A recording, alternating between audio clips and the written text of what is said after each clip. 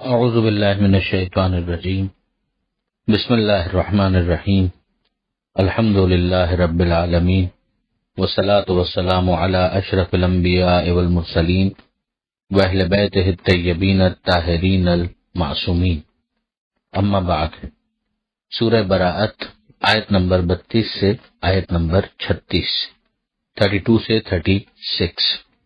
گزشتہ صفحے پر ہم نے دیکھا کہ پروردگار عالم نے احبار اور رہبان یعنی یہود اور نصارہ ان کے علماء کا ذکر کرتے ہوئے مذمت فرمائی تھی کہ یہ ان کو اپنا رب بنا لیتے ہیں اللہ کو چھوڑ کر، اور مسیح ابن مریم کو بھی، جبکہ انہیں خالص توحید کی دعوت دی گئی تھی، سوائے پروردگار کے ہر ایک کی عبادت کو ممنوع قرار دیا گیا تھا، اور یہ کہ اللہ کے سوا کوئی معبود نہیں، وہ بے عیب ہے، سبحانہ عما یشرکون، وہ بے عیب ہے اور بری ہے اس سے کہ جو وہ شرک کرتے ہیں۔ اب یہاں پروردگار عالم ارشاد فرماتا ہے کہ یریدون ان یطفئوا نور اللہ بافواہہم، وہ چاہتے ہیں کہ اللہ کے نور کو اپنے منہ سے بجھا دیں، یعنی اپنی سازشیں کریں جس کے ذریعے سے اللہ کا جو پلان ہے اس کو ختم کر دیا جائے، پروردگار عالم کی اسکیم کو تباہ و برباد کر دیا جائے۔ وَيَأْبَى اللَّهُ إِلَّا أَن يُتِمَّ نُورَهُ، اور اللہ اس بات سے انکاری ہے، کسی بات سے سوائے اس کے کہ وہ اپنے نور کو کمال تک پہنچائے۔ الا ان یتم نورہ ولو کرہ الکافرون، چاہے کافر لوگ ناگواری محسوس کریں، یعنی انہیں اچھا تو نہیں لگے گا کہ اگر اللہ اپنے نور کو اتمام تک کامل کر کے پہنچا دے، لیکن یہ اچھا لگے یا برا لگے، پروردگار کا منصوبہ یہی ہے کہ پروردگار عالم اس کو انجام تک پہنچائے گا۔ اب اس کے اندر وہ ساری سازشیں جو کہ دشمنان اسلام کرتے ہیں وہ سب کی سب آ جاتی ہیں کہ الہی منصوبے کے مقابلے پر شیطانی منصوبہ، لوگوں کو راہ راست سے ہٹانے کے لیے جتنی بھی سازشیں ہوتی ہیں وہ سب کی سب، اسلام سے بدزن کرنے کے لیے جتنی سازشیں ہوتی ہیں وہ سب، اور اسی طریقے سے پیغمبر اکرم صلی اللہ علیہ وآلہ وسلم کے جو برحق جانشین ہیں ان کے مقابلے پر جتنی سازشیں ہوتی رہیں وہ سب شامل ہیں کہ یہ اگر خدا کے نور کو اس طرح سے بجھانا چاہیں تو انہیں ناکامی کا سامنا کرنا پڑے گا۔ بظاہر ان کا خون بہتا ہوا بھی نظر آئے تو کبھی یہ مت سمجھنا کہ پروردگار عالم کا منصوبہ ناکام ہو گیا، جو منصوبہ پروردگار ہے وہ مکمل ہو کر رہے گا۔ ان شارٹ ہم دیکھتے ہیں کہ کئی جگہوں پر پروردگار عالم نے اس طرح کی تعبیرات استعمال کی ہیں کہ مکروا و مکر اللہ واللہ خیر الماکرین، کہ وہ اپنا مکر کرتے رہے، اللہ نے اپنی تدبیر کی اور اللہ سب سے بہتر تدبیر کرنے والا ہے۔ اس کو ایک دوسرے انداز سے پروردگار عالم نے یہاں پر بیان کیا۔ اب وہ منصوبہ پروردگار کیا ہے اسے ہم یہاں پر اگلی آیت میں دیکھتے ہیں کہ هو الذی ارسل رسولہ بالہدی ودین الحق، کہ وہ خدا ہے کہ جس نے اپنے پیغمبر کو ہدایت اور سچے دین کے ساتھ بھیجا، لیظہرہ علی الدین کلہ، تاکہ وہ اسے ہر دین کے مقابلے میں غالب کر کے رہے، ولو کرہ المشرکون، چاہے مشرکین کو یہ بات کتنی ہی ناپسند کیوں نہ ہو۔ یہ واضح طور پر پیچھے کے ساتھ مرتبط ایک بات ہے کہ یہ ہے منصوبہ پروردگار کہ یہ دین بالآخر غالب آ کر رہے گا۔ ایک تو دلیل اور منطق کے ساتھ ہے، برہان اور استدلال کے ساتھ، وہ تو ہر زمانے میں، مگر یہ ایک زمانہ ایسا بھی آئے گا کہ جب یہ دین باقی ادیان کے اوپر فزیکلی پریکٹیکلی بھی غالب ہو جائے گا، اور اسی کے لیے ہمیں اس آخری نمائندہ ختم مرتبہ صلی اللہ علیہ وآلہ وسلم کا انتظار ہے کہ جس کے ظہور کے بعد یملأ الارض قسطا وعدلا کما ملئت ظلما وجورا، کہ وہ زمین کو عدل و انصاف سے ویسے بھر دے گا جیسے وہ ظلم و جور سے بھری ہوگی، جس کے ظہور سے یہ غلبہ حق دنیا کی آنکھوں کے سامنے آ جائے گا۔ اللہم عجل فرجہ وسہل مخرجہ۔ اس کے بعد ارشاد ہوتا ہے کہ یا ایھا الذین آمنو، اے ایمان لانے والوں، ان کثیرا من الاحبار والرہبان، احبار اور رہبان میں سے ایک کثیر تعداد، ایک بڑی تعداد ان کی ہے، اور ابھی ایک اقلیت ایسی ہو سکتی ہے کہ جو حق کو سمجھنے کے بعد حق کو قبول کر لیں گے، لیکن ان کی اکثریت، ان کا مزاج کیا ہے، وہ یہود کے علماء ہوں یا عیسائیوں کے، لیأکلون اموال الناس بالباطل، وہ لوگوں کے اموال کو باطل طریقے سے کھا جاتے ہیں، یعنی ان کا کل ہم و غم مال ہوتا ہے، وہ چاہتے ہیں کسی طریقے سے ان کی دولت میں اضافہ ہوتا رہے، اگرچہ انہوں نے روحانیت کا چوغا پہنا ہوتا ہے، اگرچہ انہوں نے روحانیت کا لباس زیب تن کیا ہوتا ہے، مگر ان کا فوکس اس چیز کے اوپر ہوتا ہے کہ کسی طریقے سے مال دنیا کو حاصل کریں، چاہے وہ حلال سے حاصل ہو چاہے وہ حرام سے حاصل ہو۔ ظاہر ہے کہ حلال سے اگر مل رہا ہو تو کسی کو اعتراض نہیں ہو سکتا، لیکن یہ باطل کے ذریعے سے بھی حاصل کرنا چاہتے ہیں اور کھانا چاہتے ہیں۔ اب اس کے اندر غلط فیصلے کرنا، لوگوں کے حق میں ان کی خواہشات کو پورا کرنے کے لیے فیصلے کر دینا، اس طرح کے فیصلے کر کے مال بٹورنا، یا مثلا انہیں فاسد قسم کے عملیات میں لگا دینا اور اس کے ذریعے سے مال بٹورنا، اور پھر اس کے بعد جنت بیچنے کا کاروبار، اس کے ذریعے سے مال بٹورنا، یہ سارے وہ طریقہ کار ہیں۔ یہاں تک کہ ہم جانتے ہیں کہ ماضی قریب کے اندر ایسے پریسٹ بھی آ گئے کہ جنہوں نے گے سیکس کو اور ہومو سیکسولیٹی کو بھی جائز قرار دے دیا، بلکہ اس کی ترویج کرنے لگے۔ تو یہ تمام کی تمام تر چیزیں ظاہر ہے کہ مال بٹورنے کے مختلف ہتھیار ہوتے ہیں۔ تو ایک تو ان کی یہ صفت ہے، دوسری یہ کہ وَيَصُدُّونَ عَن سَبِيلِ اللَّهِ، کہ وہ اللہ کے راستے سے خود بھی رکتے ہیں اور دوسروں کو بھی روکتے ہیں، انحراف کرتے ہیں۔ یصدون عن سبیل اللہ۔ پھر اس کے بعد پروردگار عالم دولت کے حوالے سے متوجہ کرتا ہے کہ والذین یکنزون الذھب والفضة، وہ کہ جو سونے اور چاندی کو جمع کر کے رکھتے ہیں، ولا ينفقونها فی سبیل اللہ، اور اسے خرچ نہیں کرتے اللہ کی راہ میں، فبشرهم بعذاب علیم، تو انہیں خوشخبری دے دیجئے دردناک عذاب کی۔ یہ خوشخبری ظاہر ہے کہ طنز کے عنوان سے۔ اب یہاں پر اگر آپ دیکھیں تو ایک طرف علماء کی ذمہ داری بیان کی گئی اور دوسری طرف ان افراد کی ذمہ داری بیان کی گئی جو صاحبان ثروت ہیں۔ اگر یہ دونوں اپنا قبلہ درست کر لیں تو معاشرے کے بڑے مسائل خود بخود حل ہو جاتے ہیں، اور اگر یہ دونوں فاسد ہو جائیں تو پھر معاشرے کے فاسد ہونے میں شبہ ہی کیا باقی رہ جاتا ہے۔ لہذا یہاں پر پروردگار عالم نے بلا فاصلہ ان دولت مندوں کا ذکر کیا کہ جنہوں نے سونا اور چاندی کو جمع کیا اور وہ اللہ کی راہ میں خرچ نہیں کرتے، تو پھر ان کو بشارت دے دیجیے دردناک عذاب کی۔ اگر ایک انسان جو اس نے حلال سے کمایا ہے اس میں سے زکوٰۃ نکال دے، خمس نکال دے، جو اپنے واجب مالیات کے حوالے سے جو شرعی واجبات ہیں اگر ان کو وہ ادا کر دے تو ٹھیک ہے، باقی اس کے لیے پھر حلال ہے، پھر تو اس سے مستحب صدقات کے لیے اس کو تلقین کی جائے گی۔ لیکن اگر وہ اپنی واجب زکوٰۃ، اپنا واجب خمس اور جو واجبات دوسرے مالی اعتبار سے ہیں وہ بھی نہ نکالے تو پھر ظاہر ہے کہ جو اس کے پاس ہے وہ سارے کا سارا اس آیت کا مصداق بن جائے گا۔ یوم یحمى علیہا فی نار جہنم، وہ دن جب ان کا یہ سارا مال اسے تپایا جائے گا جہنم کی آگ میں، فتقوی بہا جباہہم وجنوبہم، اور پھر اس کے بعد جلایا جائے گا ان کی پیشانی کو اور ان کے پہلوؤں کو داغا جائے گا، ان کی پیشانیوں کو داغا جائے گا، ان کے پہلوؤں کو داغا جائے گا، وظہورہم، اور ان کی پشت کو، پیٹھ کو بھی داغا جائے گا۔ ھذا ما کنزتم لانفسکم، یہی وہ ہے جس کو تم نے جمع کیا تھا اپنے لیے، فذوقوا ما کنتم تکنزون، تو چکھو اسے کہ جو تم نے جمع کیا تھا۔ یہاں پر ہمیں سمجھ میں آ گیا کہ پھر یہ ان کی سزا بن جائے گی، یعنی یہی چیز جس مال سے ان کو بڑی محبت تھی سونے اور چاندی سے، اسی کو ان کے لیے عذاب بنا دیا جائے گا۔ ہمیں یاد رکھنا چاہیے کہ پیغمبر اکرم حضرت محمد مصطفیٰ صلی اللہ علیہ وآلہ وسلم کے انتہائی با ایمان وفادار صحابی جناب حضرت ابوذر رضی اللہ تعالی عنہ اس آیت کے ذریعے سے امیر شام اور خلافت کے دربار کے اندر ان کے سامنے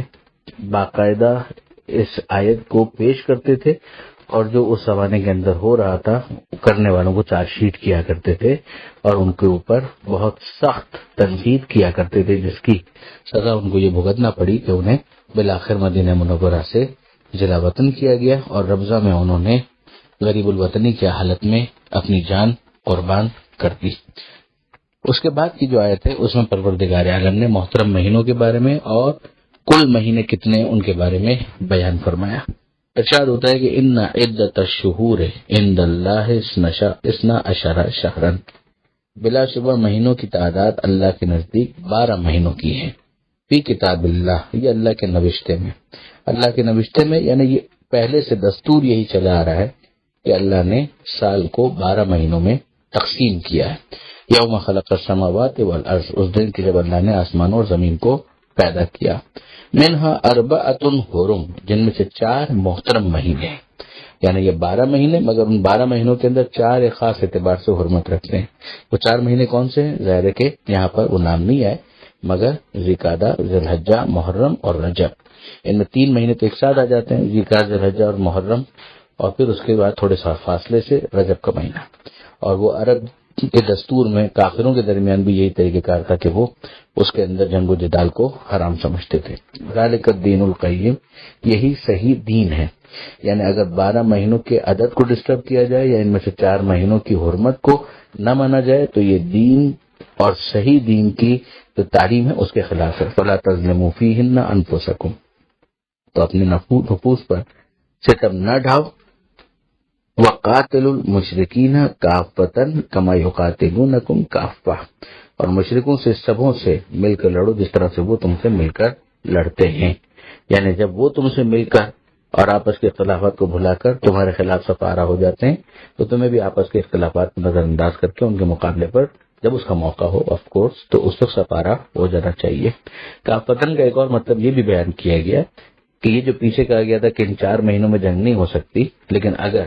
یہ مشرکین تم سے ان تمام ہی موقعوں پر جنگ کرے یہاں تک کہ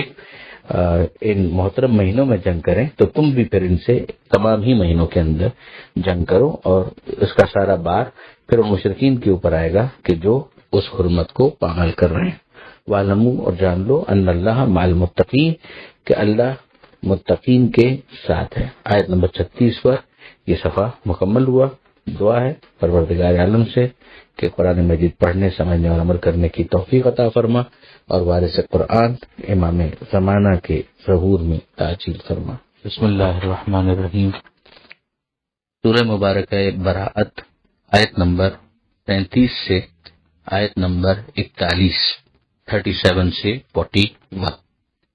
پہلی بحث جو صفحے پر ہمیں نظر آ رہی ہے وہ نسی کے بارے میں ہے۔ نسی کا مطلب ہے رد و بدل کرنا۔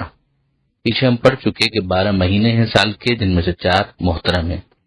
اور ان 4 مہینوں میں جنگ و جدال کرنا حرام قرار دیا گیا تھا،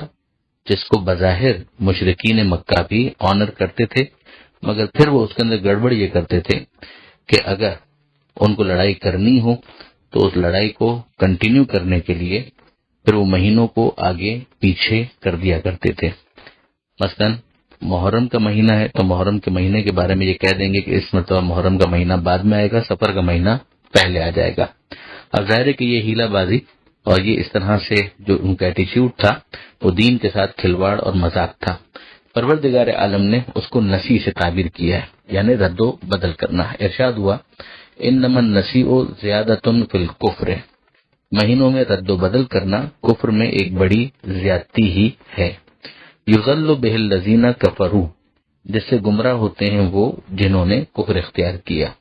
یحلونہ عاماً ویحرمونہ عاماً، وہ ایک سال اسے حلال قرار دیتے ہیں اور ایک سال اسے حرام بنا دیتے ہیں۔ لیواطئوا عدۃ ما حرم اللہ، تاکہ پوری کر سکیں گنتی ان کی کہ جسے اللہ نے حرام قرار دیا تھا، یعنی وہ جو اللہ کی طرف سے حرام کیا گیا تھا اس گنتی کو بھی پوری کر لیں اور اپنی مرضی بھی چلا لیں۔ وَيُحِلُّ مَا حَرَّمَ اللَّهُ، تو وہ حلال کرتے ہیں اسے جسے اللہ نے حرام قرار دیا تھا۔ زُيِّنَ لَهُمْ سُوءُ أَعْمَالِهِمْ، ان کے لیے ان کے برے اعمال مزین کر دیے گئے ہیں، یعنی یہ اپنے آپ کو سیٹسفائی کرنا کہ ہم نے تو کوئی مخالفت تو نہیں کی ہے، اگر ایک مہینے کو ہم نے آگے پیچھے کر لیا تو اس میں برائی کیا ہے، دن تو بہرحال دن میں گزر جائیں گے۔ تو اس طریقے سے اپنے آپ کو بہلانا اور اپنے دل کو تسلی دینا، یہ تو کچھ تسلیاں ہی تو ہیں، اس کا حقیقت سے کیا تعلق ہے۔ واللہ لا یہدی القوم الکافرین، اور اللہ کافروں کو منزل مقصود تک نہیں پہنچاتا۔ ایک وجہ یہ بھی بیان کی گئی کہ چونکہ ان کا جو معاشی پہلو تھا وہ بھی اس کے ساتھ جڑا ہوا تھا کہ عربوں کی گزر بسر جو تھی وہ لوٹ مار پر تھی، اور 3 مہینے مسلسل محترم ہونے کی وجہ سے ذوالقعدہ، ذی الحجہ اور محرم، اتنی طویل مدت تک اگر وہ جنگ نہ کریں تو پھر ان کے لیے روٹی روزی جو بظاہر ان کی تھی وہ کہاں سے وہ حاصل کریں، اس لیے وہ محرم کی جگہ سفر کا اعلان کر دیتے تھے تاکہ درمیان میں لوٹ مار کر لیں اور پھر سفر کے مہینے میں محرم منا لیں۔ اس کو قرآن نے بہرحال روکا ہے اور اس سے منع کیا ہے۔ پھر اس کے بعد جو اگلی آیت ہے، آیت نمبر 38، اس سے جنگ تبوک کا ذکر شروع ہو رہا ہے۔ یہ جنگ تبوک بھی پیغمبر اکرم صلی اللہ علیہ وآلہ وسلم کی جو زندگی ہے اس کی آخری غزوات میں اس کا شمار ہوتا ہے۔ انفیکٹ باقاعدہ جنگ تو اس کے اندر ہوئی بھی نہیں، مگر چونکہ اطلاع ایسی تھی کہ شاید سامنے سے جو رومی فوجیں ہیں وہ جنگ کی تیاریاں کر رہی ہیں، لہذا پیغمبر اکرم صلی اللہ علیہ وآلہ وسلم مسلمانوں کو لے کر نکلے ہیں۔ اچھا، اب اس میں جو مسلمان تھے اور اس زمانے کے اندر جو مسلمان یعنی وہی صحابہ کرام، تو ان کے اندر ایک عمومی جو فضا ہے وہ ایسی بن گئی تھی کہ جو بہت ہی نیگیٹو تھی، کہ ان کو بہرحال جانے کے اندر ایک بہت بڑی جماعت جو ہے وہ سستی کا مظاہرہ کر رہی تھی، اور بڑے ڈسکریجنگ فیکٹرز ہیں کہ جو آگے ڈسکس بھی ہوں گے۔ ایک تو فاصلے کا ایشو تھا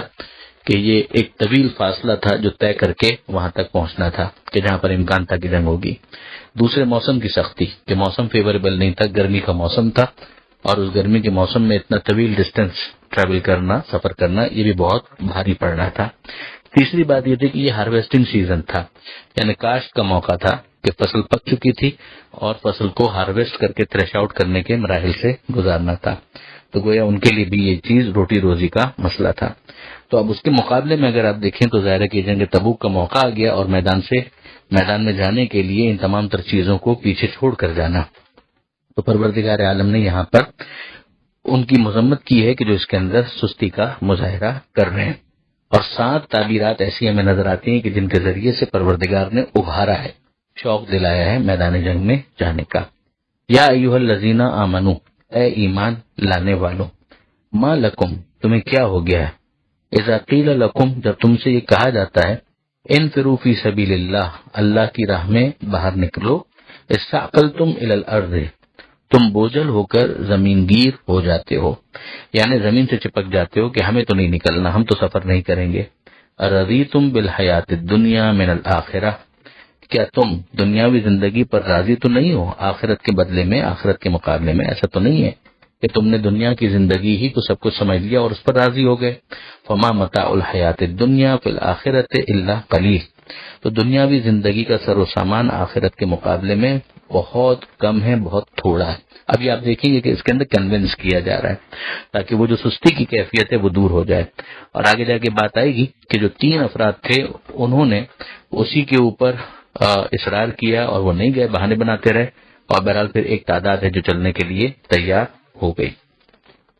اب آگے پروردگار عالم فرماتا ہے کہ ان لا تنفروا، کہ اگر تم باہر نہ نکلو گے،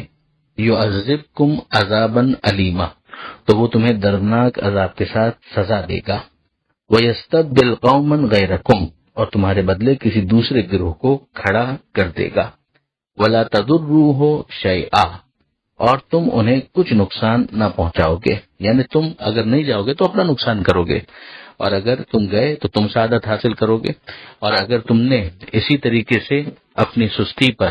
اپنے ایٹیچیوڈ کو بلڈ کیا تو اللہ کی طرف سے تمہیں عذاب علیم بھی ملے گا۔ واللہ علی کل شیء قدیر، اور اللہ ہر چیز پر قدرت رکھنے والا ہے، یعنی یہ تمہارے لیے سعادت ہے، ورنہ اگر تم اس سے محروم ہونا چاہتے ہو تو یہ تمہاری اپنی چوائس ہے۔ اب آگے پروردگار عالم مزید کہتا ہے کہ ان لا تنصروہ، کہ اگر تم ان کی مدد نہیں کرو گے، رسول اللہ کی مدد نہیں کرو گے، فقد نصرہ اللہ، تو اللہ نے ان کی اس وقت بھی مدد کی تھی۔ اب آپ یہیں سے اندازہ کیجئے کہ کوئی خاص واقعہ ہے کہ جس کو پروردگار عالم بیان کر رہا ہے کہ جس میں پروردگار عالم کی خاص مدد نازل ہوئی تھی، اور کوئی تھا کہ جسے مدد کرنی چاہیے تھی اور اس نے مدد نہیں کی تھی۔ اب یہ تمام صحابہ کرام کو مخاطب کر کے کہا جا رہا ہے کہ تم اگر مدد نہیں کرو گے تو اس موقع پر تم مدد نہیں کرو گے تو اس سے پہلے بھی ایک ایسا موقع آ چکا ہے کہ جب کسی کو مدد کرنی چاہیے تھی اور اس نے مدد نہیں کی۔ اذ اخرجہ الذین کفروا، موقع کون سا تھا کہ جب کفار نے، ان لوگوں نے کہ جنہوں نے کفر اختیار کیا، انہوں نے ان کو خارج کر دیا تھا، نکال دیا تھا مکہ سے۔ اب ظاہر ہے کہ وہ قتل کرنا چاہ رہے تھے جس کا نتیجہ اخراج پر منتہی ہوا۔ تو اب پروردگار عالم اس موقع کو یاد دلا رہا ہے کہ اس موقع پر جب یہ رسول نکلے ہیں تو نکلتے ہوئے پیغمبر اکرم آپ جانتے ہیں کہ غار ثور میں 3 دن تک رہے ہیں، تو اس موقع کو پروردگار عالم نے یاد دلایا ہے کہ ثانی اثنین، کہ 2 میں کے ایک تھے، دوسرے رسول تھے، تو ایک اور بھی تھے کہ جو اس موقع پر موجود تھے۔ اب وہ جو بھی ہوں، مگر آپ ذرا دیکھیے کہ پروردگار عالم یاد دلا رہا ہے ان لوگوں کو کہ جو اس موقع پر جنگ تبوک کے اندر مدد نہیں کر رہے، اور پھر پروردگار یہ یاد دلا رہا ہے کہ اس وقت کو یاد کرو جب اللہ نے مدد کی، اور اس مدد کا موقع کیا تھا کہ جن کو مدد کرنی چاہیے تھی وہ مدد نہیں کر رہے تھے۔ ثانی اثنین، کہ جب رسول دو میں کے ایک تھے، اذ ہما فی الغار، جب غار میں وہ دونوں موجود تھے، اذ یقول لصاحبہ، جب انہوں نے اپنے صاحب سے کہا، یعنی جو ساتھی ان کا اس وقت موجود تھا اس سے کہا کہ لا تحزن، غم نہ کرو، ان اللہ معنا، یقیناً اللہ ہمارے ساتھ ہے۔ یہ ذرا سا ڈانٹنے والا انداز محسوس ہوتا ہے کہ اس وقت بے چینی اور اس وقت جو ان کی کیفیت تھی وہ ایسی تھی کہ بہت ڈسٹربنگ تھی، جس کو کنٹرول کرنا ضروری تھا، اس لیے کہ کفار اور مشرکین جو ہیں وہ تو گویا سر پر آ چکے تھے، اور اس کی جو کیفیت جلالین کے اندر آئی ہے وہ اس طرح سے آئی ہے کہ قد قال له لما رأى اقدام المشرکین، جب انہوں نے مشرکین کی پیش قدمی دیکھی تو رسول سے کہنے لگے لو نظر احدهم تحت قدمه لابصرنا، کہ اگر ان میں سے کوئی بھی نظر جھکائے اپنے پیر کے نیچے تو وہ ضرور ہمیں دیکھ لے گا۔ اب یہ جو کیفیت ہے یہ بڑی ڈسٹربنگ کیفیت ہے، ہونا کیا چاہیے تھا اور ہو کیا رہا ہے اس موقع پر، لہذا پروردگار عالم نے اس واقعے کو یاد دلایا ہے کہ اس موقع پر رسول اللہ نے کہا کہ لا تحزن، ڈرو نہیں، غم مت کرو، ان اللہ معنا، یقیناً اللہ ہمارے ساتھ ہے۔ اب اس کے بعد پروردگار عالم نے اپنے خاص لطف و سکون و الطاف کا ذکر کیا کہ ایک اطمینان کی کیفیت پروردگار نے جو مشکل موقعوں پر پروردگار اپنے رسول کے اوپر نازل کیا کرتا ہے، پروردگار عالم نے اس کو نازل کیا، جیسے کہ ہم اس سے پہلے بھی پڑھ چکے ہیں اسی سورہ توبہ کے اندر آیت نمبر 26 میں، جو جنگ حنین کے موقع پر پروردگار عالم نے کہا تھا کہ جب لوگ مدد نہیں کر رہے تھے اور بھاگ رہے تھے تو اس موقع پر پروردگار عالم نے اسی طرح سے سکون کے نازل کرنے کا ذکر کیا تھا۔ بہت کم تھوڑے لوگ رہ گئے تھے وہاں پر، اور ارشاد ہوا تھا کہ ثم انزل اللہ سکینتہ علی رسولہ وعلی المؤمنین، کہ اللہ نے نازل کیا پھر سکون اور اطمینان کو اپنے رسول پر اور مومنین کے اوپر۔ اسی طرح سے سورہ فتح کے اندر بھی پروردگار عالم نے اس بات کا ذکر کیا آیت نمبر 26 میں، فانزل اللہ سکینتہ علی رسولہ وعلی المؤمنین، کہ اللہ نے نازل کیا سکون اور اطمینان کو اپنے رسول پر اور مومنین کے اوپر۔ تو ایسے مشکل موقعوں پر پروردگار عالم کی طرف سے خاص لطف و عنایت، یہی تو وہ مدد ہے کہ جس کا پروردگار نے ذکر کیا۔ فانزل اللہ سکینتہ علیہ وایدہ، اب یہاں پر آپ دیکھیے کہ پروردگار عالم صرف اپنے رسول کا ذکر کر رہا ہے، جس طرح سے دو اور موقع میں نے آپ کے سامنے بیان کیے۔ وایدہ بجنود لم تروها، اور اللہ نے اپنے حبیب کی مدد کی ان لشکروں سے کہ جن کو تم نہیں دیکھ رہے تھے۔ یہ جنگ حنین میں بھی ہم دیکھ چکے ہیں کہ اسی طریقے سے ان لشکروں کا ذکر آیا تھا، اور وہاں پر بھی یہ بات کی گئی کہ فرشتوں کے ذریعے سے کہ پروردگار نے مدد کی، اور یہاں پر پروردگار عالم نے اسی چیز کو بیان کر دیا۔ اور پھر ارشاد ہوا کہ وجعل کلمۃ الذین کفروا السفلی، کہ اللہ نے کافروں کو اور کافروں کی بات کو نیچا کیا، اور اللہ کی بات جو ہے وہ سب سے بالا ہے۔ وکلمۃ اللہ ہی العلیٰ واللہ عزیز حکیم، اور اللہ زبردست ہے، صحیح کام کرنے والا۔ اب ایک بات خالی اور باقی رہ جاتی ہے کہ کیا لفظ صاحب ہمیشہ اچھے معنی میں استعمال ہوتا ہے یا یہ مطلق ہم نشین کے معنی میں استعمال ہوتا ہے، چاہے وہ اچھا ہو یا برا؟ سورہ کہف کے اندر ہم دیکھتے ہیں کہ آیت نمبر 37 میں پروردگار عالم نے ایک صاحب ایمان کا ایک کافر کے ساتھ مکالمہ نقل کیا ہے، جس میں پروردگار عالم فرماتا ہے کہ قال له صاحبہ، اس کے صاحب نے اس سے یہ کہا، وہو یحاورہ، کہ جب وہ اس سے بات کر رہا تھا، اکفرت بالذی خلقک من تراب، اس نے کہا اپنے صاحب سے، وہو یحاورہ، جب اس سے وہ گفتگو کر رہا تھا کہ اکفرت بالذی خلقک من تراب، کیا تم کفر کرتے ہو، انکار کرتے ہو اس کا کہ جس نے تمہیں مٹی سے پیدا کیا؟ اس سے بھی آپ اندازہ کر سکتے ہیں کہ صاحب کا لفظ جو ہے وہ مطلق ہم نشین کے معنی میں استعمال ہوتا ہے، کبھی اچھے اور کبھی برے کے معنی میں۔ میں نے بہت احتیاط کے ساتھ ان آیتوں کے اوپر گفتگو کی ہے، اور ظاہر ہے کہ اس کے مقابل بھی ایک اوپینین موجود ہے، اور ظاہر ہے کہ اس کے ماننے والے جو ہیں ان کے لیے اپنے دلائل ہو سکتا ہے کنونسنگ ہو، مگر آیت کے ظاہر سے جو چیز ہمارے لیے بالکل واضح ہے، اس سے جو نتائج نکلتے ہیں وہ میں نے آپ کی خدمت میں عرض کر دیے، اور بالکل ٹھنڈے دل کے ساتھ غور کرنے کی ضرورت ہے، اور پھر اس کے بعد جو جس کو سمجھ میں آئے وہ اس کے لیے کافی ہے۔ میں نے جان بوجھ کے اس لیے نام نہیں لیا کہ کوئی ہرٹ نہ ہو، لیکن بہرحال جو مطلب آیت سے سمجھ میں آ رہا ہے وہ بہت واضح ہے۔ پھر اس کے بعد آیت نمبر 41 ہے کہ جس میں پھر پروردگار عالم، یہ تو ایک انسٹنس کوٹ کرنا تھا، ایک ایگزامپل کوٹ کرنی تھی کہ ماضی میں بھی ایسا ہو چکا ہے، اب اس کے بعد پھر ایک مرتبہ پروردگار عالم نے کنونس کیا کہ انفروا خفافا وثقالا، چل کھڑے ہو ہلکے پھلکے اور بھاری بوجھل جیسے بھی ہو۔ یعنی تم حالات کے اعتبار سے اچھے حالات میں ہو یا برے حالات میں ہو، تمہارے پاس بہت زیادہ مال ہے یا کم مال ہے، تم پریشان حالی میں ہو، کمزوری میں ہو، جوان ہو، بوڑھے ہو، تمہاری طبیعت اس کے لیے آمادہ ہو یا طبیعت پر گرا ہو، سوار ہو یا پیادہ ہو، جو بھی تمہاری کیفیت ہے نکل پڑو۔ جاہدوا باموالکم وانفسکم فی سبیل اللہ، جہاد کرو اللہ کی راہ میں اپنے مال کے ذریعے سے بھی اور اپنی جان کے ذریعے سے بھی۔ ذالکم خیر لکم ان کنتم تعلمون، یہ تمہارے لیے بہتر ہے اگر تم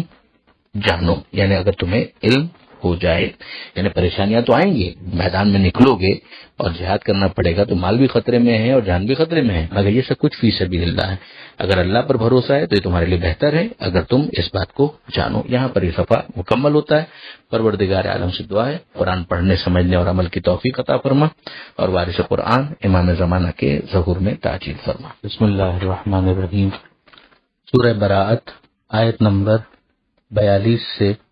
آیت نمبر 47، 42 سے 47۔ جنگ تبوکی کے کانٹیکسٹ میں گفتگو آگے بڑھتی ہے اور پروردگار عالم یہ ارشاد فرماتا ہے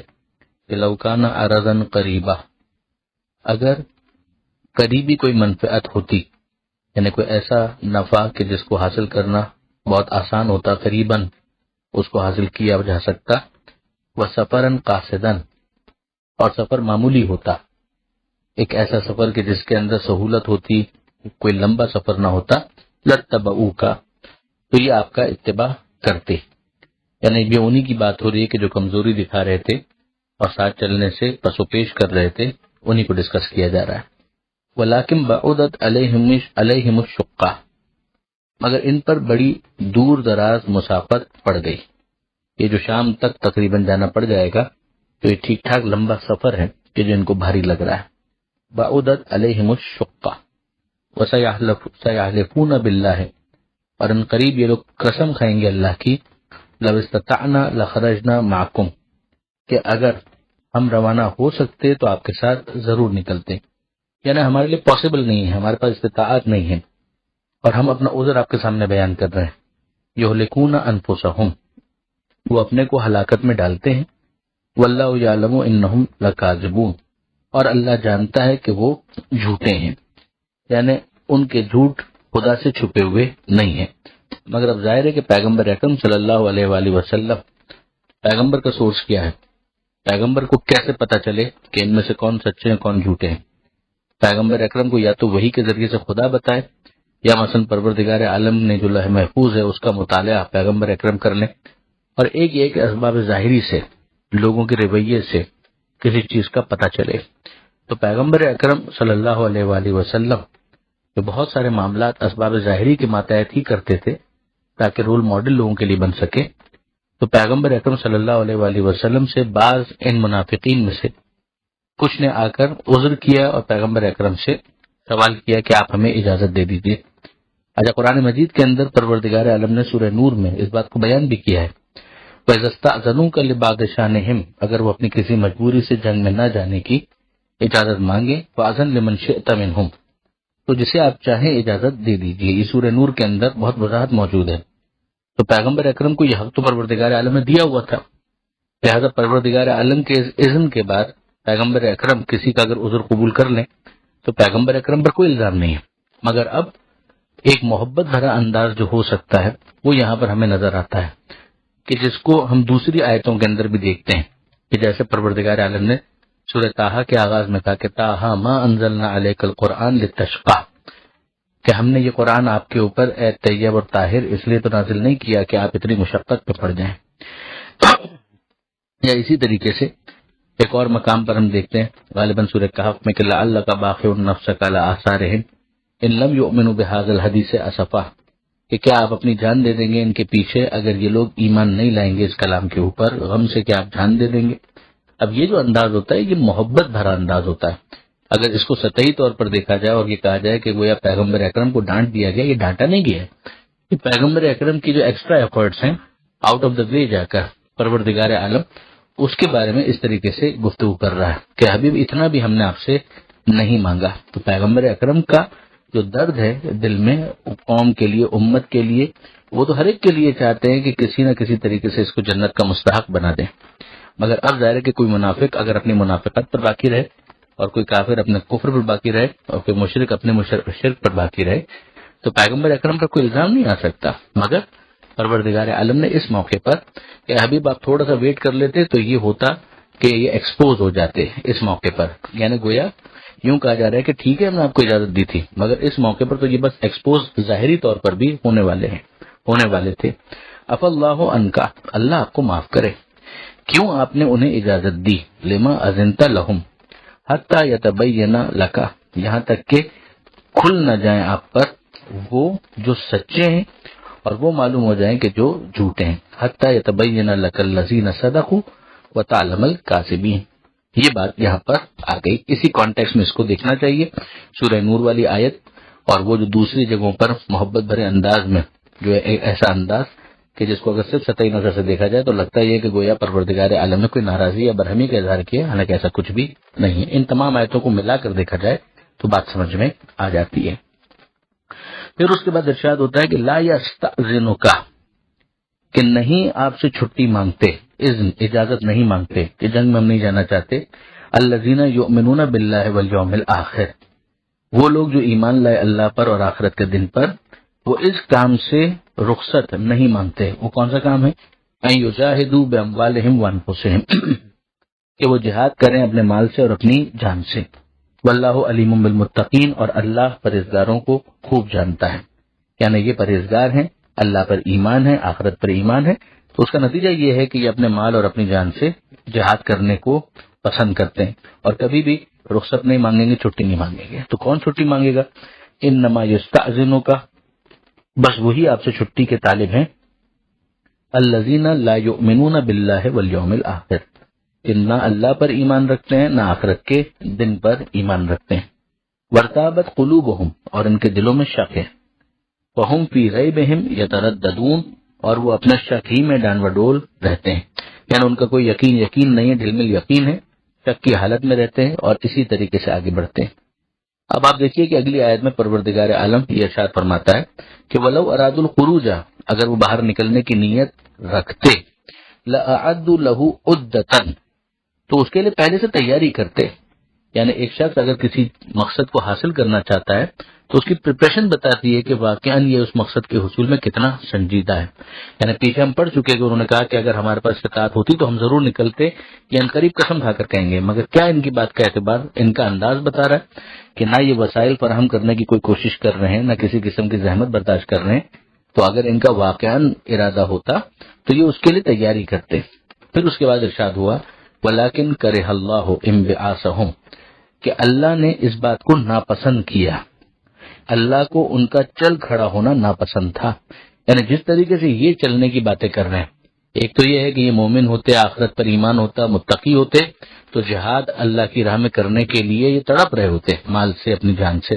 اور پھر اس کا اظہار اس طرح سے ہوتا کہ جو جس کے بس میں ہوتا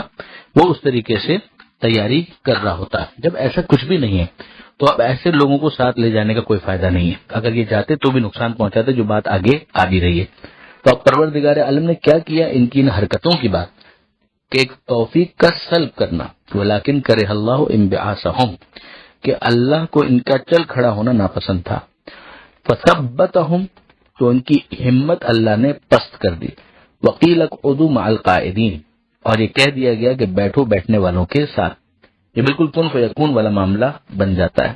یہ جیسے پروردگار عالم نے ان سے توفیق بالکل سلب کر لی، ان کے ارادے کمزور تھے، یہ چلتے تو بھی نقصان پہنچاتے،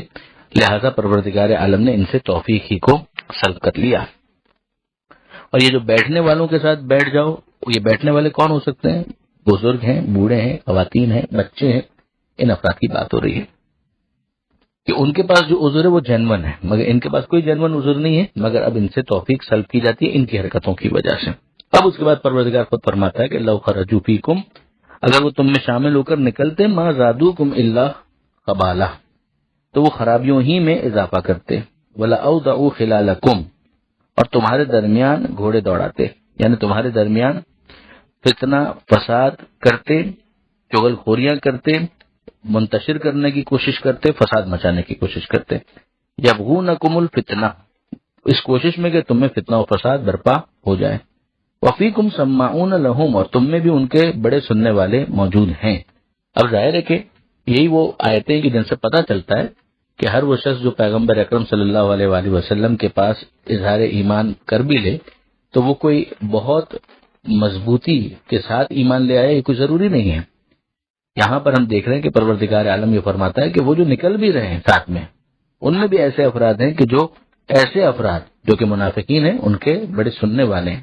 واللہ علیم بالظالمین، اور اللہ ظالموں کو خوب جانتا ہے۔ یہاں آیت نمبر 47 پر یہ صفحہ مکمل ہو گیا۔ دعائے پروردگار سے قرآن مجید پڑھنے، سمجھنے اور عمل کی توفیق عطا فرما، اور وارث قرآن امام زمانہ کے ظہور میں تاجیل فرما۔ بسم اللہ الرحمن الرحیم۔ سورہ براءت آیت نمبر 48 سے آیت نمبر 54، 48 سے 54۔ جنگ تبوک کے کانٹیکسٹ میں گفتگو آگے بڑھتی ہے۔ پیچھے اس بات کا ذکر آیا کہ منافقین کا آنا خرابیوں میں اضافے کا باعث بنے گا، یعنی اگر وہ میدان میں آئے بھی، اس سفر کو انہوں نے اختیار بھی کیا، تو بھی وہ لشکر کو ڈسٹرب کرنے کا باعث بنیں گے، جبکہ لوگوں میں بھی ایسے افراد موجود ہیں کہ جو ان کی باتوں پر دھیان دینے والے ہیں۔ اب اس کے بعد پروردگار عالم ارشاد فرماتا ہے آیت نمبر 48 میں، لقد ابتغوا الفتنة من قبل، وہ پہلے بھی فتنہ پردازی کے خواہاں رہے ہیں، یعنی پہلے بھی وہ یہ ڈسٹربنس پھیلاتے رہے ہیں۔ وقلبوا لك الامور، اور آپ کے لیے معاملات کو درہم برہم کرتے رہے ہیں۔ ویسے تو عمومی طور پر بہت سے ایسے واقعات ہو سکتے ہیں کہ جس میں اس طرح کی چیزیں منافقین کی طرف سے ہوئی ہوں، مگر تفسیر تبیان میں شیخ طوسی نے یوم احد یعنی جنگ احد کا ذکر خاص طور پر کیا ہے کہ وہاں پر جو منافقین نے کام کیا تھا، عبداللہ ابن ابی اپنے ساتھ والوں کی جمعیت کے ساتھ عین موقع پر رسول خدا صلی اللہ علیہ وآلہ وسلم سے الگ ہو کر مدینے واپس آ گیا، جس کے نتیجے میں دوسرے مسلمانوں کے لیے بھی پست ہمتی کا باعث ہوا۔ حتی جاء الحق، یہاں تک کہ حق آ گیا، سامنے آ گیا۔ وظہر امر اللہ، اور اللہ کی بات غالب آ گئی۔ وہم کارہون، جبکہ وہ ناپسند کرتے تھے۔ ومنہم من یقول، اور انہی میں وہ بھی ہیں جو یہ کہتے ہیں، اذن لی، کہ مجھے چھٹی دے دیجئے، یعنی مجھے بھی رخصت دے دیجئے، ولا تفتننی، اور مجھے گمراہی میں مبتلا نہ کیجیے۔ یہ خاص شخص کا ذکر ہے کہ جس نے جنگ تبوک کے لیے جانے سے یہ عجیب عذر پیش کیا تھا کہ مجھ پر جنسی خواہشات کا غلبہ ہے، اور وہاں روم کی حسین عورتیں سامنے آئیں گی تو میں ضبط نہ کر سکوں گا اور گمراہی میں پڑ جاؤں گا، لہذا مجھے آپ لیو دے دیجئے، مجھے آپ رخصت دے دیجئے، اور اگر میں آپ کے ساتھ چلا تو اس کا نتیجہ یہ نکلے گا کہ میں گمراہی میں پڑوں گا اور آپ بھی اس کے ذمہ دار ہوں گے۔ پروردگار عالم نے ارشاد فرمایا، الا فی الفتنۃ سقطوا، آگاہ ہو جاؤ کہ یہ گمراہی میں، فتنے میں پہلے ہی پڑ چکے ہیں۔ وَإِنَّ جَهَنَّمَ لَمُحِيطَةٌ بِالْكَافِرِينَ، اور بلا شبہ دوزخ گھیرے ہوئے ہے کافروں کو۔ پھر ارشاد ہوتا ہے، ان تصبک حسنۃ تسؤہم، اگر آپ کے لیے کوئی بھلائی ہو تو وہ ان کے لیے رنج کا باعث ہوگی، یعنی بظاہر دنیاوی معاملات کے اندر کوئی چیز موافق ہو جائے، فیوریبل ہو جائے تو ان کو بہت برا لگے گا۔ وَإِن تُصِبْكَ مُصِيبَةٌ يَقُولُوا قَدْ أَخَذْنَا أَمْرَنَا، اور اگر آپ پر کوئی مصیبت آ جائے تو وہ کہیں گے کہ خیر ہم نے اپنا انتظام پہلے سے کر لیا ہے۔ قد اخذنا امرنا، اب انتظام کیا کیا ہے؟ ممکن ہے کہ انہوں نے دشمنوں کے ساتھ کوئی سازش رچائی ہوئی ہو پہلے سے ہی، اور اس طرح سے اپنے لیے ایک کور فراہم کیا ہو، یا وہ جو جنگ سے کنارہ کشی انہوں نے اختیار کی ہے اسی کو وہ انتظام سے تعبیر کرتے ہوں، من قبل، پہلے سے۔ وَيَتَوَلَّوْا وَهُمْ فَرِحُونَ، اور وہ پلٹیں گے اس عالم میں کہ وہ خوش نظر آتے ہوں گے کہ اچھا ہوا یہ مصیبت ہم پر نہیں آئی، ہم ان لوگوں سے الگ تھے۔ قل، اے حبیب کہہ دیجئے، لن یصیبنا الا ما کتب اللہ لنا، ہم پر کوئی مصیبت ہرگز نہیں پہنچے گی مگر وہی جو اللہ نے ہمارے لیے لکھ دی ہے۔ یعنی اگر کوئی خاص انداز سے پروردگار ہمارا امتحان لینا چاہتا ہے اور پروردگار عالم نے طے کیا ہے کہ اس طرح سے ہماری آزمائش ہو تو بسم اللہ، ظاہر ہے کہ پھر وہ امتحان تو وہ نہیں ہونا ہے۔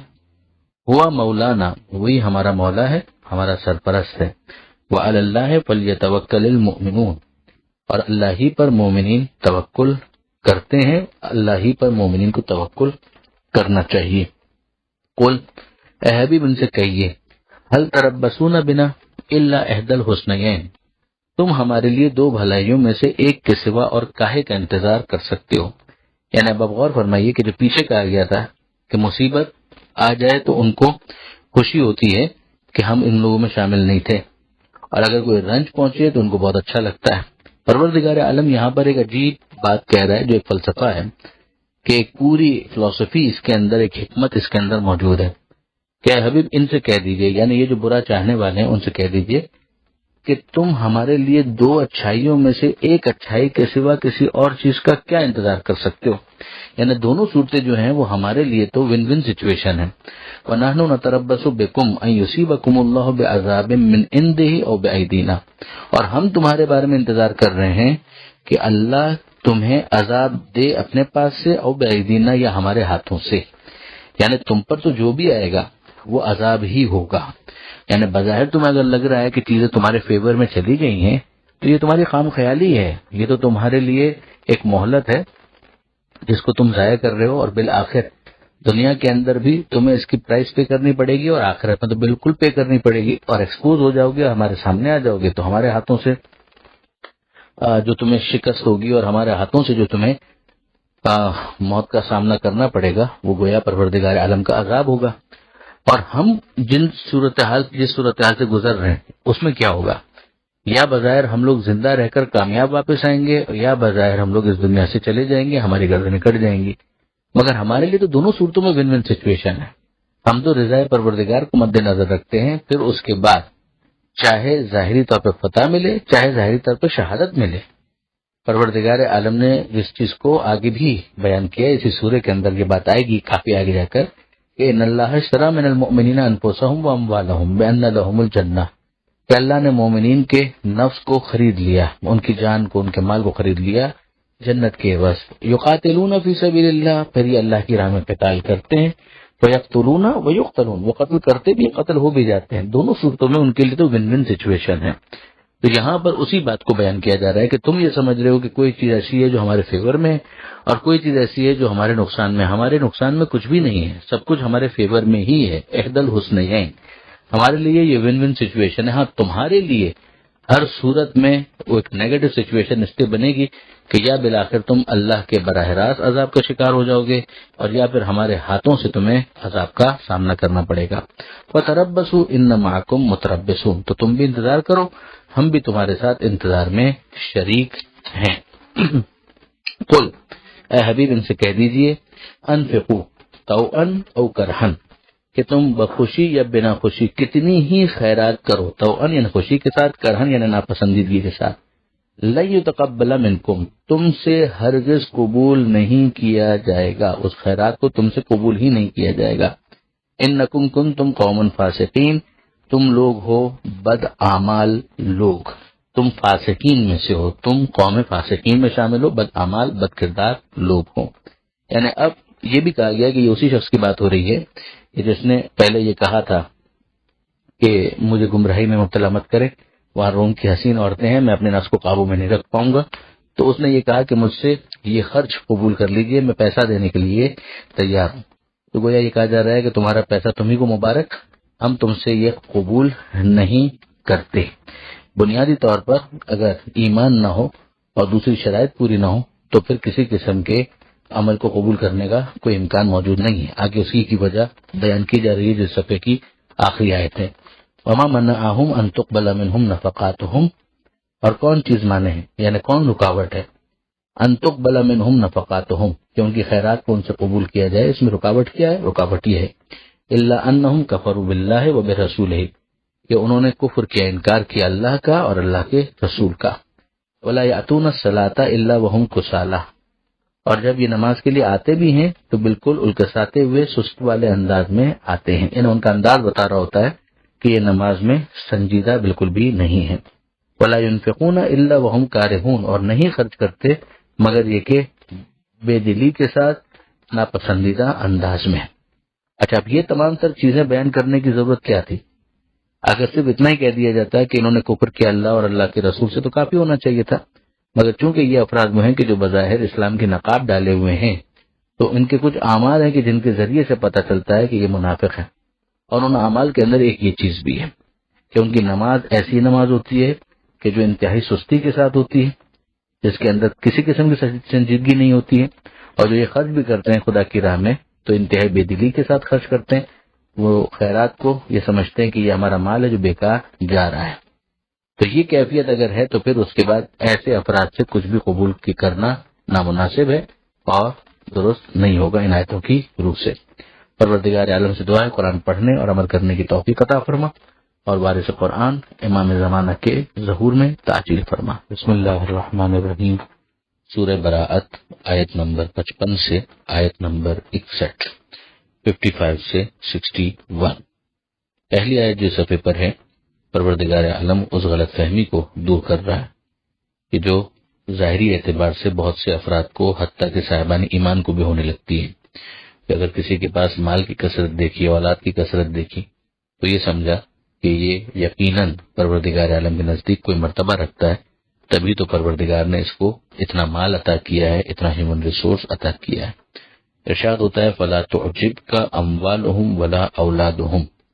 تمہیں ان کا مال اور ان کی اولاد یہ حیرانی میں مبتلا نہ کرے، یعنی اس کو دیکھ کر تم کوئی غلط ایکویشنز قائم نہ کرو، یہ خدا سے قربت کی دلیلیں نہیں ہیں. انما یرید اللہ لیعذبہم بہا فی الحیات الدنیا، ارادہ پروردگار، ارادہ خدا صرف اتنا ہے کہ اس کے ذریعے سے انہیں دنیا میں بھی عذاب دے اور اس طرح سے ان کی جانیں نکلیں انتہائی مشکل کے ساتھ جبکہ وہ حالت کفر میں ہوں. وَتَزْهَقَ أَنفُسُهُمْ وَهُمْ كَافِرُونَ،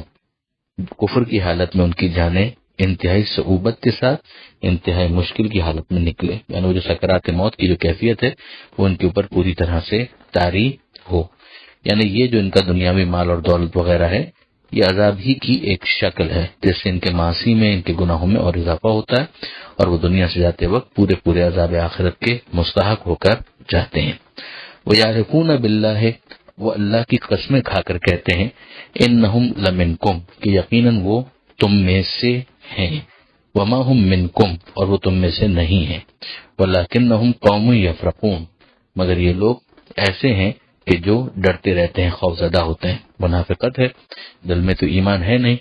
ڈر یہ لگتا ہے کہ کہیں ایکسپوز نہ ہو جائیں، تو اس سے بچنے کے لیے وہ اپنے آپ پر نقاب اسلام ڈالے رکھتے ہیں، اور پھر ان کو قسمیں کھانے کی ضرورت پڑتی ہے تاکہ دوسروں کو یقین دلا سکیں کہ یہ لوگ بھی مسلمانوں ہی کی جماعت میں شامل ہیں. لو یجدون ملجأ او مغارات او مدخلا، اگر ان کو کوئی جائے پناہ مل جائے، کوئی غار مل جائے یا کوئی داخلے کی جگہ مل جائے، لولوا الیہ وہم یجمعون، تو وہ اس کی طرف متوجہ ہو جائیں گے اور پوری منہ زوری دکھائیں گے، یعنی وہ تمہیں چھوڑنے میں، تمہارا ساتھ ترک کرنے میں ذرا سی بھی دیر نہیں لگائیں گے. پھر اس کے بعد ارشاد ہوتا ہے وَمِنْهُمْ مَن يَلْمِزُكَ فِي الصَّدَقَاتِ، کہ انہی میں وہ بھی ہیں کہ جو صدقات کے معاملے میں اے حبیب آپ پر نکتہ چینی کرتے ہیں. وَإِنْ أُعْطُوا مِنْهَا رَضُوا، اگر اس میں سے کچھ ان کو دے دیا جائے تو راضی ہو جاتے ہیں، خوش ہو جاتے ہیں. وَإِنْ لَمْ يُؤْتَوْا مِنْهَا، اور اگر ان کو نہ ملے اس میں سے اذا هم يسخطون، تو انتہائی غصے میں آ جاتے ہیں. اب اس کے حوالے سے ایک واقعہ بھی ملتا ہے کہ کسی شخص نے تقسیم کے موقع پر، جبکہ پیغمبر اکرم صلی اللہ علیہ وآلہ وسلم صدقات وغیرہ تقسیم کر رہے تھے، تو اس نے آ کر یہ کہا کہ اے دل یا رسول اللہ، اللہ کے رسول ذرا انصاف کریں. پیغمبر اکرم صلی اللہ علیہ وآلہ وسلم نے صرف اتنا فرمایا کہ وائے ہو تجھ پر، اگر میں انصاف نہیں کروں گا تو اور کون کرے گا. جس کے بعد پیغمبر اکرم نے یہ بھی بتایا کہ یہی وہ لوگ ہیں جو بعد میں خلاصتاً کہ خوارج بنیں گے اور حضرت علی علیہ السلام کے مقابلے پر آئیں گے، اور جنگ نہروان میں ان کا مقابلہ حضرت علی علیہ السلام سے ہوا بھی اور وہ قتل ہوئے. لیکن یہاں پر ان کی اس نکتہ چینی کے ذریعے سے بتایا گیا کہ بہرحال اس طرح کے افراد بھی اس معاشرے کے اندر موجود تھے کہ اگر ان کو دے دیا جائے تو خوش ہو جاتے ہیں، راضی ہو جاتے ہیں، اور اگر نہ دیا جائے تو غصے کا اظہار کرتے ہیں، یہاں تک کہ پیغمبر اکرم صلی اللہ علیہ وآلہ وسلم پر خلاف عدالت عمل انجام دینے کی تہمت لگاتے ہیں. آگے پروردگار عالم اسی پر مزید تبصرہ کرتے ہوئے ارشاد فرماتا ہے کہ وَلَوْ أَنَّهُمْ رَضُوا مَا آتَاهُمُ اللَّهُ وَرَسُولُهُ، اگر یہ لوگ راضی رہتے اس پر کہ جو اللہ نے عطا کیا اور اللہ کے رسول نے عطا کیا. وقالوا، اور یہ کہتے کہ حسبنا اللہ، کہ ہمارے لیے اللہ کافی ہے. سیؤتینا اللہ، ان قریب اللہ ہمیں عطا کرے گا، من فضل ہی، اپنے فضل سے. وَرَسُولُهُ اور اس کا رسول عطا کرے گا. اِنَّا إِلَى اللَّهِ راغبون ہم یقیناً اللہ ہی سے لو لگائے ہوئے ہیں. اب اس میں غور کرنے والی بات یہ ہے کہ یہاں 2 دفعہ عطا کی نسبت اللہ کے ساتھ ساتھ اس کے پیغمبر کی طرف دی گئی ہے. پھر معلوم نہیں اگر کوئی مسلمان اللہ کو مانتے ہوئے بحیثیت وسیلہ یہ کہے کہ اس کا رسول یا اس کا ولی ہماری مدد کرے گا، ہمیں مالا مال کر دے گا، تو پھر اس پر شرک کی آواز کیوں بلند کی جاتی ہے، جبکہ بہت واضح طور پر پروردگار عالم نے 2 مرتبہ اسی ایک آیت کے اندر نسبت اپنے ساتھ رسول کی طرف بھی دی ہے. بے شک منبع مبنا مصدر وہ خدا ہی ہے، مگر جب پروردگار کو اس پر کوئی اعتراض نہیں ہے کہ مجازن ہی صحیح اس کی نسبت رسول کی طرف دی جائے، تو پھر اس کے بعد اسے شرک سے تعبیر کرنا تہمت کے سوا کچھ بھی نہیں ہے. بحث آگے بڑھتی ہے اور پروردگار عالم یہ بیان کرتا ہے زکوٰۃ کے مستحقین کون کون ہیں. یعنی جیسے بھی پیچھے کہا گیا کہ اگر ان کو دے دیا جائے تو خوش ہو جاتے ہیں، نہ دیا جائے تو ناراض ہو جاتے ہیں. تو ایک کرائٹیریا ہے کہ جس کو پیغمبر اکرم مد نظر رکھتے ہوئے لوگوں کے درمیان تقسیم کرتے ہیں. اب وہ کرائٹیریا کیا ہے اس کو یہاں پر سمجھایا جا رہا ہے. اور پھر یاد رکھنے والی بات ہے کہ زکوٰۃ کی بات ہو رہی ہے، مگر یہاں قرآن مجید کے اندر جب مصارف زکوٰۃ کی بات ہو رہی ہے کہ زکوٰۃ کہاں تقسیم کی جائے گی، تو ہم دیکھتے ہیں کہ یہاں پر لفظ صدقات استعمال ہوتا ہے. لہذا ٹرمینالوجیز کو یا اصطلاحات کو سمجھنا بہت ضروری ہے کہ کہاں پر کون سا لفظ کس معنی میں استعمال ہو رہا ہے. یہاں پر 8 اس کے ہیڈز بیان ہوئے ہیں. انما الصدقات للفقراء والمساکین، پہلا ہیڈ اور دوسرا ہیڈ معمولی ٹیکنیکل فرق کے ساتھ ان دونوں کا مصداق ایک ہی ہے کہ یہ فقراء اور مساکین کے لیے ہے، یعنی زکوٰۃ ان پر خرچ کی جائے گی جن کے جائز اخراجات زیادہ ہیں اور جن کی جائز آمدنی کم ہے. والعاملین علیہا، اور جو اس سٹاف کے اوپر کہ جو کارندے ہیں زکوٰۃ کے تقسیم کرنے کے، کلیکٹ کرنے کے، تو وہ جو پورا سٹاف ہے اگرچہ وہ فقیر نہ بھی ہوں مگر ان کی تنخواہیں بھی یہیں سے دی جائے گی. والمؤلفۃ قلوبہم، اور اسی طرح سے تالیف قلب کے لیے، یعنی یہ وہ غیر مسلم اور خامکار نو مسلم ہیں جنہیں مدد دینا، اسلامی ہمدردی اور اخلاق کے اثر کو ان کے دل پر قائم کر کے انہیں محاسن اسلامی پر غور کرنے کی ایک طرح سے دعوت دینا ہے. ممکن ہے کہ یہ ابھی مسلمان نہ ہوں، لیکن اگر ان کے اوپر خرچ کیا جائے تو امکان ہے کہ یہ اسلام کے بارے میں غور کریں گے اور اس طرح سے مسلمانوں کی صف میں شامل ہو جائیں گے. تو ان کے اوپر بھی مالی اعتبار سے خرچ کیا جا سکتا ہے. یہ جتنی 8 چیزیں جو بیان کی جا رہی ہیں اس میں یہ واحد وہ ہے کہ جن کا مسلمان ہونا ضروری نہیں ہے. اور پھر رقاب، اور اسی طریقے سے غلاموں اور کنیزوں کی غلو خلاصی کے لیے، یعنی غلاموں کو آزاد کرانے کے لیے، کنیزوں کو آزاد کرانے کے لیے. وفی سبیل اللہ، اور پھر اس کے بعد کہا گیا والغارمین وفی سبیل اللہ، غارمین کے لیے یعنی قرض داروں کی قرض کی ادائیگی کے لیے. وفی سبیل اللہ، اور اللہ کی راہ میں، جس میں تو بڑی وسعت ہے، اس میں اسپتال بھی آ جائے گا، کنویں کھدوانا بھی آ جائے گا، دینی مدارس کی تعمیر بھی آ جائے گی، ایجوکیشن کو عام کرنا بھی آ جائے گا. یہ سب چیزیں اس وسیع ہیڈ میں شامل ہو جائے گا. وابن السبیل، اور اسی طریقے سے پردیسی مسافر، کہ ایک شخص ہے اگر وہ اپنے وطن کے اندر کھاتا پیتا بھی ہے مگر کسی وجہ سے سفر کی حالت میں اس کا نان و نفقہ، اس کے جو زیادہ سفر ہے وہ ختم ہو گیا اور وہ فی الحال ٹیمپرری طور پر صحیح مگر پریشان ہو چکا ہے، تو زکوٰۃ سے اس کی مدد بھی کی جا سکتی ہے. فقراء، مساکین، کارندے یعنی سٹاف، ان لوگوں کی تعلیف کے لیے کہ جن کے بارے میں امکان ہے کہ کافر ہونے کے باوجود مسلمان ہو سکتے ہیں. اسی طرح غلام کنیزوں کو آزاد کرانے کے لیے، قرضوں کی ادائیگی کے لیے، فی سبیل اللہ، اور پردیسی مسافر. یہ 8 ہیڈز یہاں پر بیان کیے گئے. فریضۃ من اللہ، یہ اللہ کی طرف کا ایک لازمی فریضہ ہے، ایک قانون ہے. واللہ علیم حکیم، اور اللہ علم رکھنے والا ہے اور حکیم بھی ہے، صحیح کام کرنے والا. اب اس کے بعد کچھ شرائط ہیں کہ جن کا یہاں پر ذکر نہ بھی ہو مگر یہ کہ حدیث کے اندر اس کو ایلوبریٹ کر دیا گیا. مثلا یہ کہیں نہیں کہا گیا اس کے اندر کہ فقیر جس کو زکوٰۃ دی جائے گی اس کا مسلمان ہونا شرط ہے، مگر ہم جانتے ہیں کہ یہ شرط موجود ہے. اسی طریقے سے یہ بھی ایک شرط ہے کہ اگر کوئی غیر سید ہے یعنی ہاشمی مطلبی نہیں ہے تو اس کی زکوٰۃ سید کو نہیں دی جا سکتی. یعنی خانوادہ رسول پیغمبر اکرم صلی اللہ علیہ وآلہ وسلم، ان کے خانوادے کا احترام ہے کہ جس کے بعد ان کو اس سے دور کر دیا گیا کہ یہ جو مین ٹیکس ہے ریلیجس لیوی ہے اس سے وہ دور ہو جائیں. ان کے لیے ایک حصہ خمس کے اندر رکھ دیا گیا ہے کہ جس کے ذریعے سے ان کی مدد کی جا سکتی ہے. لیکن یہ جو ہیڈ ہے زکوٰۃ کا، اس میں ان کی مدد نہیں کی جائے گی۔ اگلی آیت جو ہے وَمِنْهُمُ الَّذِينَ يُؤْذُونَ النَّبِيَّ وَيَقُولُونَ هُوَ أُذُنٌ، انہی میں وہ بھی ہیں کہ جو نبی کو اذیت دیتے ہیں اور کہتے ہیں کہ یہ تو کان ہے۔ کان سے مراد جس طرح سے ہمارے یہاں اردو میں محاورہ ہے کہ کان کے کچے ہیں، یہ ایک اچھی صفت بظاہر اگر دیکھیں تو اس کو اس طریقے سے پریزنٹ کیا گیا، یعنی کسی کا اچھا لسنر ہونا، گڈ لسنر ہونا، یہ تو لیڈرشپ کی کوالٹیز میں سے ہے کہ اگر کوئی اچھا لیڈر ہے تو اس کو اچھا لسنر ہونا پڑے گا، اسے تحمل کے ساتھ دوسروں کی بات سننی پڑے گی۔ اس کو ان لوگوں نے رسول اللہ صلی اللہ علیہ وآلہ وسلم کے حوالے سے ایک نیگیٹو پروپیگنڈے کی شکل دے دی کہ آپس میں بات کرتے ہوئے یہ کہنے لگے، کسی نے کہا کہ تم یہ باتیں کر رہے ہو، ایسا نہ ہو کہ محمد کو پتہ چل جائے صلی اللہ علیہ وآلہ وسلم، تو دوسرے نے کہا کہ پتہ چل گیا تو کیا ہوا، میں وہاں پر جا کر صفائی دے دوں گا اور وہ میری بات مان لیں گے۔ یعنی اگر کسی کی بات کو فیس ویلیو کے اوپر قبول کر لیا جائے اور اس کو شک کی نظر سے نہ دیکھا جائے اور اس کو لسن کیا جائے، اس کی بات کو توجہ سے سنا جائے، تو یہ ان کی نظر میں ایک بری صفت ہے۔ پروردگار فرماتا ہے قل اے حبیب کہہ دیجئے اذن خیر لکم، کہ یہ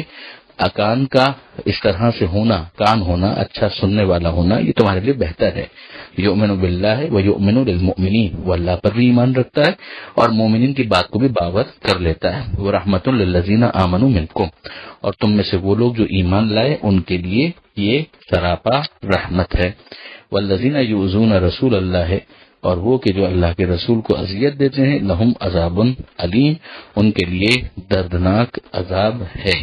یہ اعلان پروردگار کی طرف سے جس طرح ماضی میں نافذ تھا اسی طرح سے آج بھی ایک واضح تنبیہ ہے کہ اگر کوئی رسول اللہ کے لیے کوئی ایسا کام، ایسا کلمہ، ایسا جملہ کہے کہ جو رسول اللہ کی اذیت کا باعث ہو تو پھر اس کے لیے دردناک عذاب ہے۔ بس اتنا سوچ لیا جائے کہ کربلا کے واقعات اور اسی طرح سے وہ دوسرے واقعات کہ جس کے اندر آل رسول کے اوپر مظالم روا رکھے گئے، ان سے رسول اللہ کو اذیت ہوئی یا نہیں، اور اگر ہوئی تو اذیت دینے والوں کے لیے اس آیت کے مطابق دردناک عذاب کی تنبیہ اور دھمکی موجود ہے یا نہیں، یہ فقط غور کرنے کے لیے۔ یہاں پر یہ صفحہ مکمل ہوا۔ دعا ہے قرآن مجید سمجھنے اور عمل کرنے کی توفیق عطا فرما، اور وارث قرآن امام زمانہ کے ظہور میں تعجیل فرما۔ وآخر دعوانا ان الحمد للہ رب العالمین، والسلام علیکم ورحمۃ اللہ وبرکاتہ۔